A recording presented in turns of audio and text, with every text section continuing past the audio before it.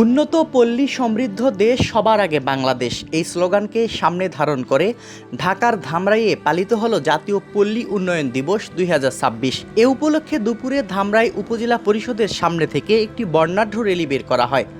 র্যালিটি বিভিন্ন সড়ক প্রদক্ষিণ করে উপজেলা অডিটোরিয়ামে গিয়ে শেষ হয়। পরে সেখানে আলোচনা সভা অনুষ্ঠিত হয়। এতে প্রধান অতিথি হিসেবে উপস্থিত ছিলেন ঢাকা 20 আসনের সংসদ সদস্য তমিজ উদ্দিন।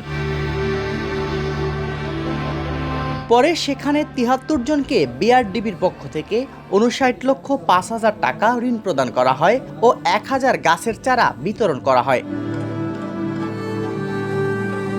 এ সময় আরও উপস্থিত ছিলেন ধামরাই উপজেলা বিএনপির সাধারণ সম্পাদক শামসুল আলম, উপজেলা নির্বাহী কর্মকর্তা আল মামুন, উপজেলা পল্লী উন্নয়ন বিআরডিবি অফিসার সাজ্জাদ হোসেন, উপজেলা প্রশাসন ও উপজেলা পল্লী উন্নয়ন অফিস বিআরডিবি ধামরাই এই অনুষ্ঠানের আয়োজন করেন।